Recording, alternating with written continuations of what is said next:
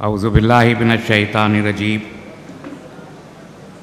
बिस्मिल्लाहिर्रहमानिर्रहीम नहमदुहु व नुसल्ली अला रसूलिहि व आलिहिल करीम अम्मा बाद।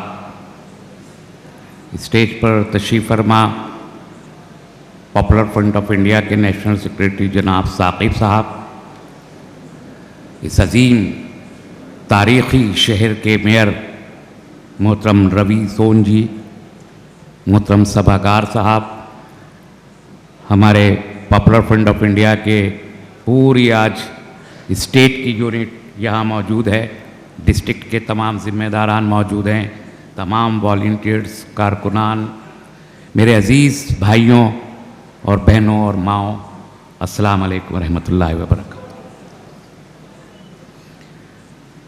नहीं है मायूस इकबाल अपनी किश्ते वीरां से, नहीं है मायूस इकबाल अपनी किश्ते वीरां से, अगर नम हो तो ये मिट्टी बहुत ज़रख़ेज़ है साक़ी।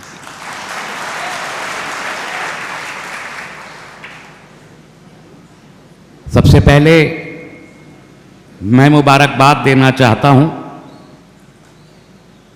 मोहम्मद साकिब साहब, national secretary popular front of India, Maharashtra state district की टीम और परभनी डिस्ट्रिक्ट टीम के ज़रिए पूरी पॉपुलर फ्रंट ऑफ इंडिया के एंटायर परिवार को, जो पूरे मुल्क के 20 सूबों में, सैकड़ों ज़िलों में, लाखों अरकान पर आज मुश्तमिल है, पॉपुलर फ्रंट ऑफ इंडिया के उस पूरे परिवार को उनके फॉर्मेशन के 13 साल मुकम्मल हो के 14वें साल के दाखिले पर मैं सबको तहे दिल से मुबारक। अभी जब मैं यहाँ आके बैठा तो आपने देखा होगा कि मैं फ़ोन पर बात कर रहा था। इस रियासत का, बल्कि इस पूरे मुल्क का सबसे बड़ा झूठा और रियासत का सबसे बड़ा मफरूर जर्नलिस्ट, जिसको मुबारकबाद देनी चाहिए मुझे यहाँ की अगाड़ी सरकार को और महाराष्ट्र पुलिस को, कि उस सबसे बड़े झूठे को महाराष्ट्र से भागने पे आपने मजबूर कर दिया। आज बंबई की सड़कों पे दिखाई नहीं देता, आप नाम समझ गए, मुझे लेने की जरूरत नहीं। नोएडा में एक होटल में छुप के बैठ के आज टेलीविजन के प्रोग्राम करता है। वो मुझे फ़ोन करके बोलता है मुझसे क्या नाराज़गी है, पॉपुलर फ्रंट के सिलसिले में डिबेट करनी है, तुम नहीं बोलोगे तो कौन बोलेगा, आज तो आके मेरी डिबेट में मेरे साथ बैठ जाओ। तो मैंने कहा यार अर्नब सुनो, पहले जिस जगह बैठे हो वहाँ अपने जो आपके संरक्षण, वो चीफ मिनिस्टर हैं, वो जो गेरवे कपड़े पहन के साधुत्व को बदनाम करके, एक गुंडा गेरवे कपड़े पहन ले तो साधु नहीं हो सकता, उस गुंडे को बोलो कि पॉपुलर फ्रंट के जो 2 बेकसूर मासूम नौजवान तुमने 11 तारीख को तुमने अरेस्ट किए थे, अगर 12 को पेश कर देते तो 13 की डिबेट में मैं शरीक हो जाता। आज तो पूरा मुल्क, पूरे पॉपुलर फ्रंट का कुंबा, उसकी पूरी लीडरशिप सारे देश में मसरूफ है पॉपुलर फ्रंट डे बनाने के लिए, और पूरी जनता झुकी है। आज तुम्हारी डिबेट में कोई मैसर नहीं आ सकता, इसलिए कि देश और देशवासियों के बीच आज पॉपुलर फ्रंट के जाले खड़े हुए अपना परचम ले।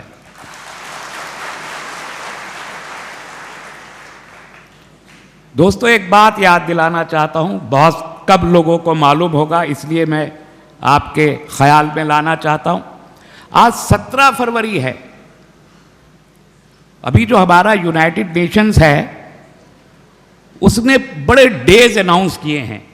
साल तो 365 दिन का होता है, लेकिन यूनाइटेड नेशंस ऑफ जो है दुनिया का बैनुल अक़वाम मुत्तहिदा, उसने जितने दिनों की फहरिस्त बनाई ना दिन मनाने की, वो तकरीबन पूरे 365 दिन कोई ना कोई दिन मनाया जाता है।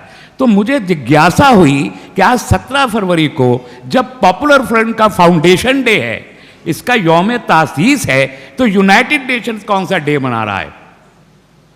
तो मुझे देख के बड़ी खुशी हुई कि आज सारी दुनिया में खुशबू का दिन मनाया जा रहा है, फ्रेग्रेंस डे।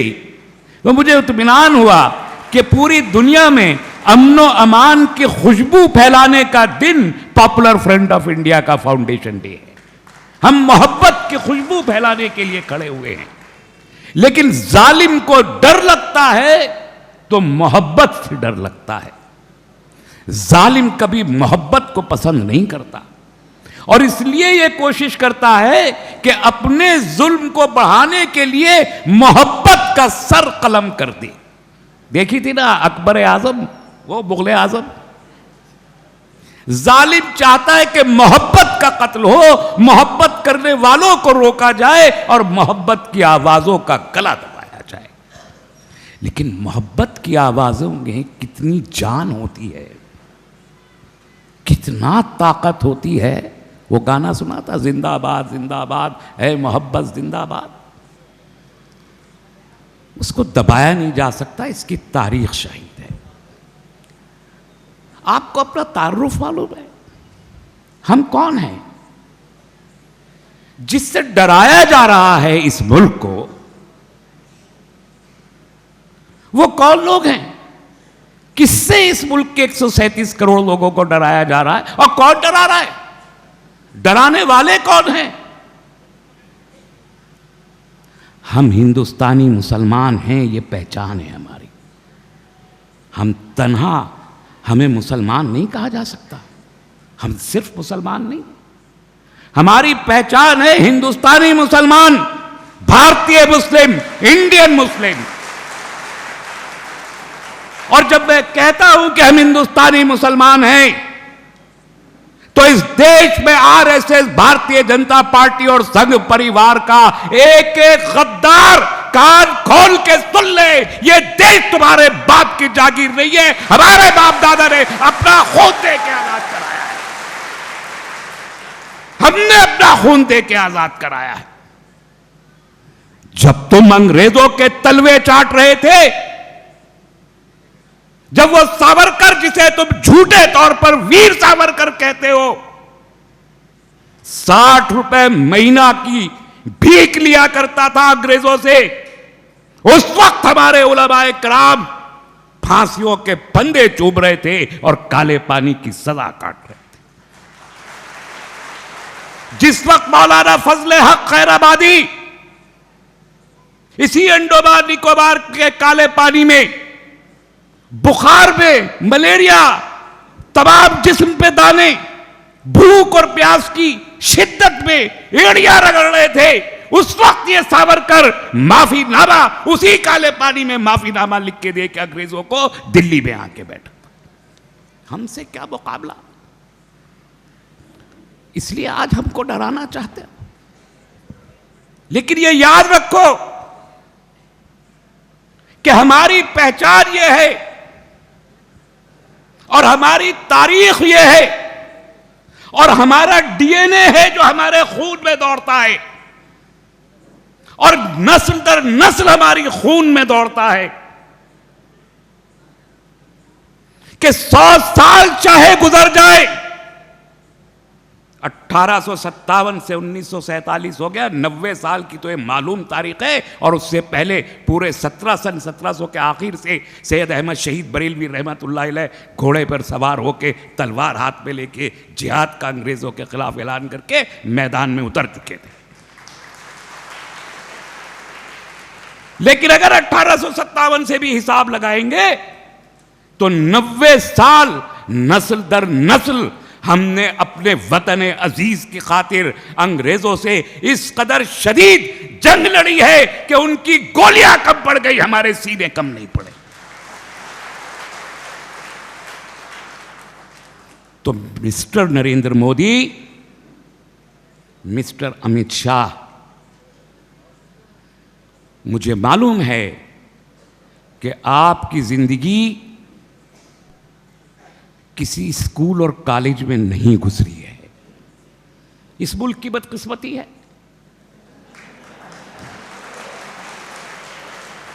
कि आपको मौका नहीं मिला स्कूल और कॉलेज जाने का। मैं जानता हूं आप ही ने बताया है, सारा देश नहीं अब सारी दुनिया जानती है।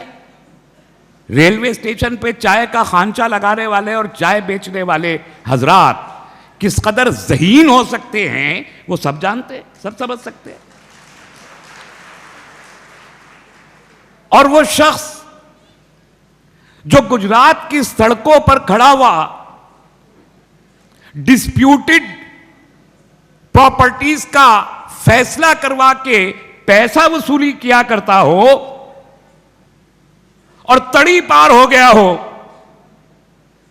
वो अगर इस देश का होम मिनिस्टर बन जाए तो मुझे इस बात का 100% यकीन है कि दोनों हजरात हरगिज नहीं जानते कि इस मुल्क की तारीख क्या है, इस मुल्क की मर्यादा क्या है, इस मुल्क का कल्चर क्या है और इस मुल्क का हुस्न क्या है, नहीं जानते। और चूंकि आप ये नहीं जानते और बिल्ली के भागो छीका टूट गया है और सत्ता में आके आप बैठ गए हैं, तो भाई हम बता देते हैं, हमसे सुन लीजिए कि अगर इस दुनिया की जालिम तरीन अंग्रेजों के लिए हमारे सीने कम नहीं पड़े तो इस देश की बका, इसकी अखंडता, इसकी यकजहती, इसकी मजबूती, इस मुल्क के हिंदू मुसलमान सिख ईसाई पारसी जैन ब्राह्मण उस सब को अपने गले से लगा के साथ लेके चलने और इस संविधान को अपने सर पे रखने की चलने की खातिर ये 20 करोड़ मुसलमान एक एक करके तमाम भी शहीद हो गए तो कम नहीं पड़ेंगे, मगर तुमको जाना मगर तुमको जाना पड़ेगा। इसलिए जाना पड़ेगा कि अगर अंग्रेज यहां नहीं रुक सका तो काले अंग्रेजों की क्या मजाल है कि मेरे वतन जन्नत निशान दरख्शां को तुम बर्बाद कर। थोड़ी देर की बात है, काले बादल आसमान पे मंडलाया करते हैं, बिजलियां जोर से कड़का करती हैं, कभी कभी वो कड़कती बिजलियां दिलों को दहला दिया करती हैं, कभी कभी वो सियाह बादल खौफजदा कर दिया करते हैं। लेकिन आपने भी देखा होगा कि ऐसी ही बरसात में इतने ही काले बादल, इतनी ही कड़कती बिजलियां, जिस तेजी से हवा का कोई तेज झोंका जब गुजरता है तो ये बादल भाग के कहीं दूर और 2 बूंद नहीं बरस। तजुर्बा है, तजुर्बा है। और ये मुल्क बढ़ रहा है, उस डायरेक्शन में हम बढ़ रहे हैं। तो आपको जो हमसे डर लगता है, आप जो झूठा प्रोपेगेंडा करना चाहते हो दौलत की बुनियाद पर, दौलत की बुनियाद पर, नजरिए की बुनियाद पर नहीं, किसी आइडियोलॉजी की बुनियाद पर नहीं है, किसी उसूल की बुनियाद पर नहीं है। वो उसूल जिसे आप उसूल कहते हैं, जिसे हम 200 साल से सुन रहे हैं, हिंदी, हिंदू, हिंदुस्तान, इसे आपने अपना उसूल बनाया है। इस उसूल में अगर कोई जान होती, अगर दम होता, अगर ये प्रैक्टिकल होता, अगर ये भारत के डीएनए के मुताबिक होता तो 200 साल नहीं लगते, 20 साल में तहरीकें कामयाब होके बपा हो जाया करती है। हमारी तारीख शाहिद है, 23 साल की तहरीक कामयाब हुई तो 1400 साल मिटाई नहीं जा सकी। नजरिए में दम होता है तो ऐसे कामयाब हो, और जब नजरिया कमजोर होता है तो 200 साल की मेहनत और मशक्कत भी कामयाब नहीं हो पाती। ये आज हम देख रहे हैं। इस नजरिए में दम नहीं है। तो जब नजरिए में दम नहीं है तो आपने दौलत का सहारा लिया है, दौलत का सहारा लिया है। और दौलत कहां से हासिल की है? एक मौका मिल गया आपको, एक मौका कि गुजरात में आप चीफ मिनिस्टर बन गए। और गुजरात का व्यापारी न सिर्फ सूरत और भरूच और अंकलेश्वर में बैठा है, बल्कि वो यूएस में भी है और यूके में भी है। और गुजरात से ही रुई की गांठें बेचने वाला, फेरी लगा के कंधे पे कपड़ा बेचने वाला बेईमान अगर दुनिया का करोड़ सबसे मालदार तरीन शख्स बन जाए और आपको उसकी मदद हासिल हो, तो जाहिर है कि उसका ही पैसा इस देश को बर्बाद करने के लिए आप इस्तेमाल कर रहे हैं। आज क्यों किसान सड़क पे है?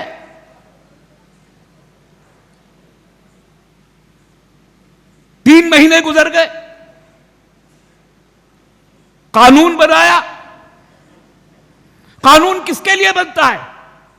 हम कानून बनाते हैं अवाम की फलाह बहबूद के लिए। हम कानून बनाते हैं, कोई भी पार्लियामेंट या कोई भी हुकूमत जिसकी जिम्मेदारी होती है कानून बनाना, वो कानून बनाती है कि उसकी हुकूमत के दौरान, उसकी हुकूमत के तहत जो अवाम जीते हैं उनके अंदर खुशहाली आए, इत्मीनान आए, अमन आए, इंसाफ कायम हो और उनकी जिंदगी का मयार बुलंद हो, इसलिए कानून बनाए जाते हैं। आपने किसानों के लिए कानून, चलिए हमारे लिए आपने बनाया, ट्रिपल तलाक का बिल आप ले आए, लोकसभा में मेजॉरिटी थी, राज्यसभा में आपकी माइनॉरिटी थी, तो कुछ हुड़दंग मचवा दिया, कुछ को खरीद बेच लिया अडानी और अंबानी के पैसों से, वहां से भी जीत लिए, चलिए हमने सब्र कर लिया। भारत का मामला नहीं, खाली मुसलमानों का मामला है, हम सब्र करने को तैयार है। अगर हमारी बुनियाद पर मुल्क में अमन कायम रहता है, तो हमारे साथ कुछ डिस्क्रिमिनेशन हो रहा है, तो हमने पहले भी सब्र किया है, हम फिर सब्र कर लेंगे।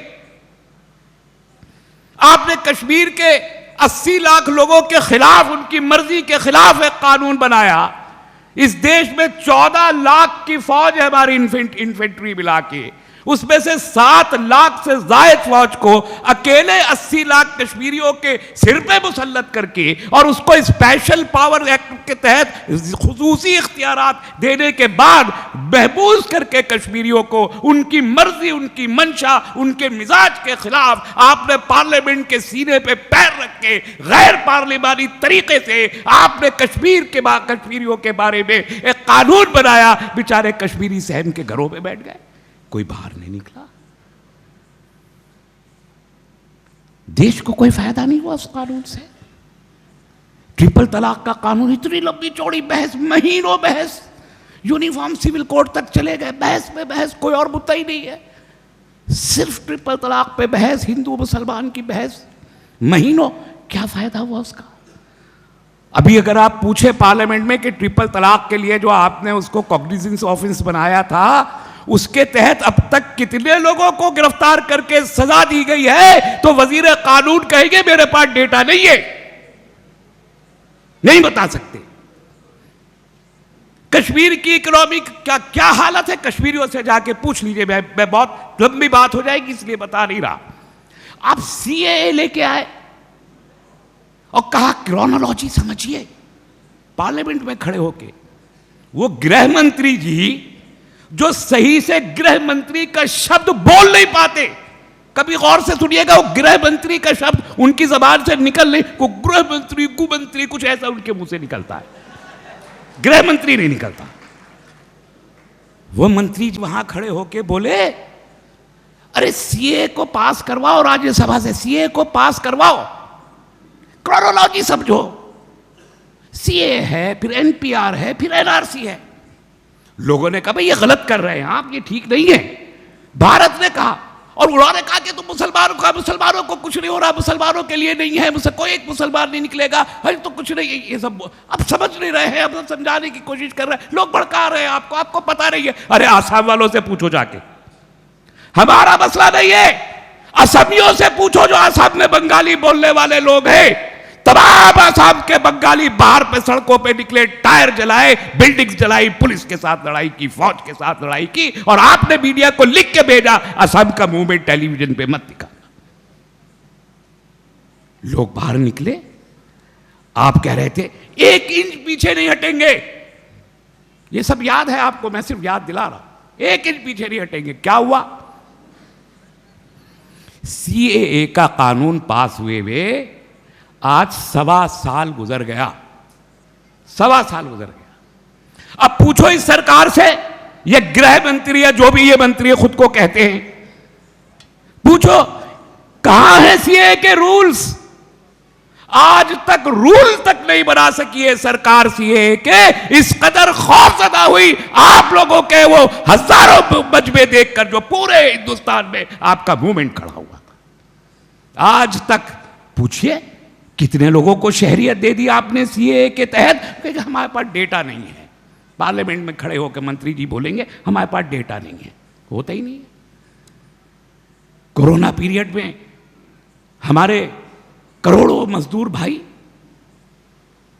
बंबई से, गुजरात से, महाराष्ट्र से, तमिलनाडु से, केरल से पैदल 2-2 हजार किलोमीटर का सफर तय करते हुए 200 के करीब लोग मारे गए। मजदूर घर जाना चाहते थे, कहा ट्रेन का इंतजाम कर दीजिए, कहा बस प्रोवाइड कर दीजिए। आपके कान पे चू नहीं देंगी और 200 लोग उनके पैरों को देखते छाले पड़े। प्रेग्नेंट औरतें, दूध बुए बच्चे गोद में लिए हुए, आधे कपड़े पहनी हुई मेरी माएं, मेरी बहनें, उनका कुछ नहीं पता था ये हिंदू है, ये मुसलमान है, सिख है या ईसाई है, ब्राह्मण है, जैन है, पारसी, क्या जात है, क्या नस्ल है। वो मेरे देश के मजदूर थे, गरीब मजदूर। इसके अलावा उनकी कोई दूसरी पहचान नहीं थी। करोड़ों लोग वहां पर चले गए। आज हम पार्लियामेंट में कहते हैं कितने लोग मारे गए कोरोना के वो पैदल मजदूरों में से, आप कहते हैं हमारे पास कोई डेटा नहीं है। आज जब किसान बैठा है, 200 किसान मारे गए।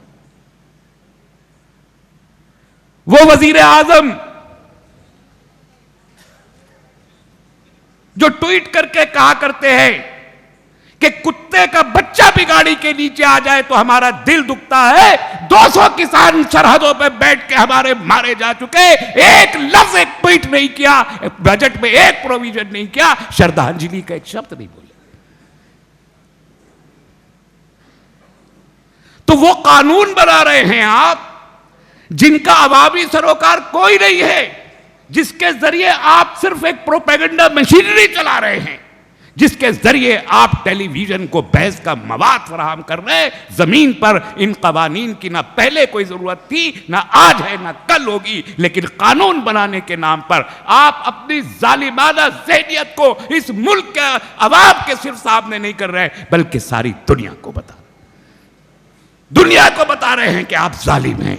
दुनिया को बता रहे हैं कि भारत के इतिहास में, आजाद भारत के इतिहास में, 75 साल के इतिहास में सबसे जालिम कोई दिन आए, सबसे सियाह कोई दिन आए तो ये दिन देखने पड़े भारत। अरे हमने इमरजेंसी भी देखी थी, इमरजेंसी भी देखी थी। हम में से बहुत से लोगों को बच्चे रहे होंगे, याद नहीं होगा। 4 लाख लोग एक रात में गिरफ्तार हुए थे। 4 लाख लोग। कोई पॉलिटिकल वॉइस इस देश में ऐसी नहीं थी कि जो जेल के बाहर रही हो। रातों रात 12 घंटे के अंदर, रात में 8 बजे से लेकर सुबह 5 बजे तक 4 लाख लोग गिरफ्तार हो गए थे। हर सरकारी बिल्डिंग जेल बन गई थी और तमाम पॉलिटिशियन जेल के अंदर थे। फिर क्या हुआ? सबसे मजबूत वजीर आजम कहलाई जाती हैं इंदिरा गांधी इस मुल्क की, सबसे मजबूत वजीर आजम। लेकिन वो मजबूत तरीन वजीर आजम जिन्होंने दस्तूर बदल डाला इमरजेंसी के दौरान, जिन्होंने डेमोक्रेसी को कर्टेल कर दिया, वो वजीर आजम 19 महीने के अंदर अंदर इसी अवामी सैलाब के धारे में एक मामूली से तिनके की तरह बहा दिया इस मुल्क के जमहूरी इनकलाब। तो अगर इतनी मजबूत वजीर आजम 19 महीने के अंदर अवामी सैलाब में बह सकती है, तो फिर आप जिसके पास कोई आइडियोलॉजी है ही नहीं, आप अपने वजूद की फिक्र कीजिए। किसान बेवकूफ नहीं है। किसान सिर्फ पंजाब का नहीं है, हरियाणा का, उत्तर प्रदेश का नहीं है। अभी कल उन्होंने कॉल दे रखी है रेल रोको तहरीक की। मुझे पता नहीं कि रेल रोकेंगे या नहीं, कि जब वो 40 लाख ट्रैक्टर ला सकते हैं, लाने का ऐलान कर रहे हैं, तो तमिलनाडु में जाके देखिए जरा किसान कितने बैठे हैं, राजस्थान में देखिए कितना किसान बैठा है, आप महाराष्ट्र में देख लीजिए, और मैं जिस रीजन में खड़ा हूं, यहां हमारे एडमिनिस्ट्रेशन के बहुत सारे लोग होंगे, आप भी एडमिनिस्ट्रेशन से, मेयर साहब भी तशरीफ रखते हैं, और यहां हमारे पुलिस के हजरात भी हैं, तमाम कुछ ऑफिसर्स भी होंगे, कुछ और लोग भी होंगे। मैं जिस रीजन में खड़ा हूं, आप जानते हैं इस रीजन की सबसे बड़ी तकलीफ क्या है? हमारा देश 70% हमारी इकोनॉमी एग्रीकल्चर है। हम एग्रेरियन हम इकोनॉमी हैं, और दुनिया की सबसे बड़ी ज़राअती मईशत भारत की है, सबसे बड़ी दुनिया की 70% की ज़राअत हमारे देश में होती है। हमारी जीडीपी का मैक्सिमम पार्ट हमको एग्रीकल्चर से मिलता है। कि इसके बावजूद तो हमारे किसान को बहुत खुशहाल होना चाहिए। अगर 70% इकोनॉमी हम खेती से हासिल कर रहे हैं तो हमारे किसान को तो बहुत खुशहाल होना चाहिए। बदकिस्मती यह है कि दुनिया का सबसे बड़ा देश है भारत, जिसमें हर आधे घंटे में एक किसान खुदकशी करने पे मजबूर होता है, और वो विदर्भ का किसान, उसकी तादाद सबसे ज्यादा है। यही खित्ता है जहां का किसान सबसे ज्यादा खुदकशी करने पे मजबूर होता है, और उसकी बहुत से मौक़ों पे उसकी खुदकशी रिकॉर्ड पे भी नहीं आती कि वो किसानी की वजह से खुदकशी की। मैं कहना चाहता हूं, अपने यहां पर जो हमारे एडमिनिस्ट्रेशन के भी लोग हैं उनसे भी कहना चाहता हूं, सरकारें आती हैं, सरकारें जाती हैं, ये राजनीति है। एक इलेक्शन होगा, एक सरकार आएगी, दूसरी सरकार जाएगी, लेकिन आप धरोहर हैं इस देश के प्रजातंत्र, इस देश के लोकतंत्र, इस देश की जमहूरियत के धरोहर है। आपकी बुनियाद पर यहां पर ये जमहूरियत चलती है, ये सरकार चलती है। आप जवाबदेह हैं अपनी रूल बुक के जवाबदेह। आपकी जो किताब है रूल्स की, उसके प्रति आप जवाबदेह हैं, आप किसी पॉलिटिशियन को जवाबदेह नहीं है। तो देश से मोहब्बत, आप हमारे भाई हैं, हम आपके भाई हैं, आप हमसे मत डरिए, हमें खुद से मत डराइए, हमें खुद से मत डराइए। हम डरेंगे नहीं, इसलिए कि हम आम जनता हैं, हम अपने हुकूक जानते हैं, इसलिए हम डरेंगे नहीं। मैं साफ कहना चाहता हूं, ये वो सारे हालात हैं। पॉपुलर फ्रंट ऑफ इंडिया अगर इस देश में खड़ा हुआ है, उसका एक ही कारण है, एक ही कारण है। पॉपुलर फ्रंट कहता है खौफ, बाइज्जत जियो बेखौफ जियो, बाइज्जत जियो बेखौफ जियो। और मेरा ताल्लुक जिस पार्टी से है, social democratic party of India, मैं एसडीपीआई का सेक्रेटरी हूं, उस हैसियत से मैं यहां मौजूद हूं। एसडीपीआई का एक स्लोगन है, एक ही हदफ है, खौफ से आजादी, भूख से आजादी। कोई पॉलिटिकल पार्टी नहीं है इस देश में जिसने स्लोगन दिया हो खौफ से आजादी, भूख से आजादी। तो हम ना खौफजदा करना चाहते हैं किसी को, और ना खौफजदा किसी से होंगे। यह हमारी तारीख है, यह हमारी रिवायत है, यह हमारा हदफ है कि हम आखिरी सांस तो ले सकते हैं, हम कुर्बानियां तो दे सकते हैं, डरेंगे नहीं और डराएंगे नहीं। इंसाफ और अमन हमारा हदफ है, दस्तूर की बालादस्ती हमारा हदफ है, इंसाफ का क़याम हमारा हदफ है। इसके अलावा दूसरा कोई हदफ नहीं है। आप हमसे मोहब्बत कीजिए और हमसे आप हमारी मोहब्बत लीजिए। यही इस देश का दस्तूर है, यही इस देश का डीएनए है, यही इस देश की तारीख है, यही इस देश की रवायत है। तो क्या हम कोई जुर्म कर रहे हैं जब हम कहते हैं खौफ से आजादी? तो क्या यह गैर कानूनी जुमला है? जब हम कहते हैं भूख से आजादी, तो क्या यह कोई गैर कानूनी जुमला है? जब हम लोगों के बीच जाते हैं और उनको समझाना चाहते हैं कि किस किस तरह से खौफजदा किया जा रहा है, कैसे कैसे भूखा रखा जा रहा है, और उसको खत्म करने के लिए हमको एक नई जद्दोजहद आजादी की शुरुआत करनी पड़ेगी, तो सरकार कहती है कि यह टेररिस्ट है, यह दहशतगर्द है। 2 बच्चे पकड़े गए, मैं साफ कहता हूं बेकसूर बच्चे हैं। उत्तर प्रदेश की सरकार झूठी सरकार है। झूठों ने, वो शख्स जिसके ऊपर 12 मुकदमे हैं, कत्ल का मुकदमा, लूट का मुकदमा, आतिशबाजी का मुकदमा, क्रिमिनल ऑफेंसेस जिस शख्स के ऊपर है, आज वो मुख्यमंत्री बनके अपने ही ऊपर से वो मुकदमे हटा लेता है, बेकसूर नौजवानों को कहता है कि दोनों दहशतगर्द है। मैं कहता हूं दहशतगर्द वो नहीं है, दहशतगर्द वो है जो मासूमों को दहशतगर्द कहे, वो दहशतगर्द है। आपको याद है 19 सितंबर 2008 बटला हाउस एनकाउंटर, आतिफ और साजिद,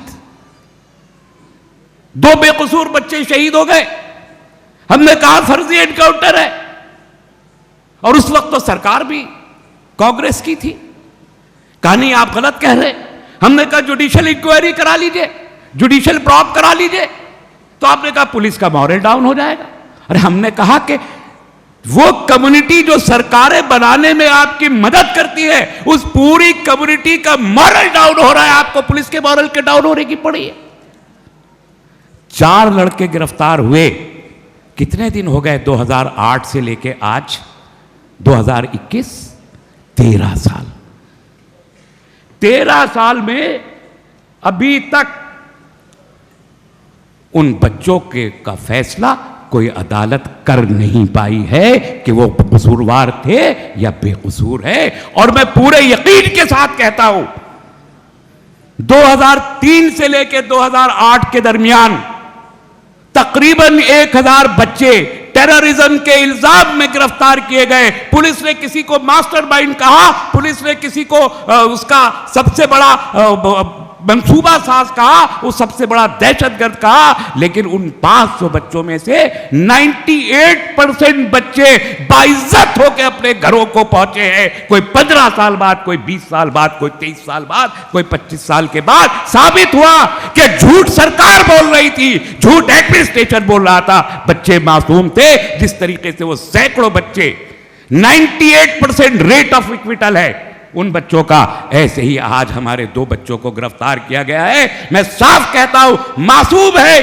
बेकसूर है, झूठा इल्जाम लगाया गया है। मजम्मत करते हैं, हम इस सरकार की मजम्मत करते हैं, उत्तर प्रदेश सरकार की मजम्मत करते हैं, मुतालबा करते हैं कि फौरी तौर पर दोनों बच्चों को रिहा किया जाए।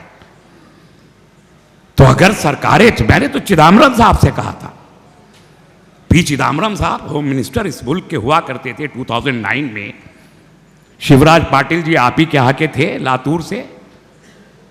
उनको हटाया गया, चिदम्बरम जी को लाया गया। मैं जब उस सिलसिले में चिदम्बरम जी के पास गया, 40 मिनट जब जिद हो गए होम मिनिस्टर साहब,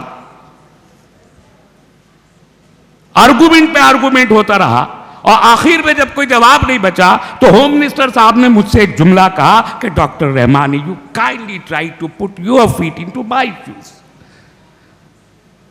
आप अपना पैर मेरे जूते में डाल के देखिए, मेरी बड़ी मजबूरियां हैं, मैं बहुत से फैसले नहीं कर सकता। देन आई टोल्ड हिम कि mister home minister, no, I will not put my feet into your shoes, rather you have to put your feet into my shoes. तुम अपने पैर मेरे जूतों में रखो, तुम मेरे होम मिनिस्टर हो, मैं तुम्हारी अवाम हूं, मैं गैर महफूज हूं, मैं इंसाफ चाहता हूं, इंसाफ देने की कुर्सी पे तुम बैठे हो, मेरा दर्द समझने की कोशिश आपको करनी पड़ेगी। आप या तो इस्तीफा दीजिए या मेरे दर्द को महसूस कीजिए। फिर कोई जवाब नहीं था उनके पास। तो हम जब आर्गुमेंट करते हैं तो उसूल की बुनियाद पर करते हैं, दस्तूर की बुनियाद पर करते हैं, फैक्ट की बुनियाद पर करते हैं, और उन फैक्ट्स में कभी कोई हमसे जीत नहीं पाएगा, ये हम यकीन के साथ। इसलिए आज हम चले हैं। मैं आप सबसे कहना चाहता हूं, परभनी के तमाम लोगों से कहना चाहता हूं, बल्कि इस परभनी के अवाम की मार्फत से पूरे देश के, पूरे महाराष्ट्र स्टेट के लोगों से कहना चाहता हूं, आओ जोक दर जोक आओ, जुड़ो पॉपुलर फ्रंट ऑफ इंडिया से, कि कल यही वो मूवमेंट है। आज ये अगर fragrance day, international fragrance day है, कल पूरा देश पॉपुलर फ्रंट के फाउंडेशन डे को अमन का दिन बनाने पर मजबूर होगा। एक 10 साल गुजर जाने दीजिए, 17 फरवरी एक यौम अमन की हैसियत से पूरा देश बनाएगा, इसका यकीन हम आपको दिला रहे हैं।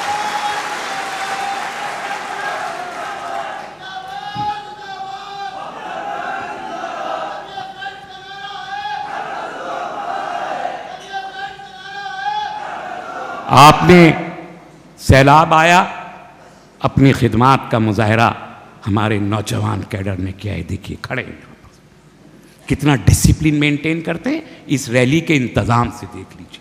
हमारे पूना शहर के कमिश्नर साहब सर्टिफाई कर चुके हैं कि मॉब को कंट्रोल करके ले जाने का और डिसिप्लिन मेंटेन करने का आर्ट अगर किसी से सीखना है तो पॉपुलर फ्रंट के वॉलंटियर से सीखो।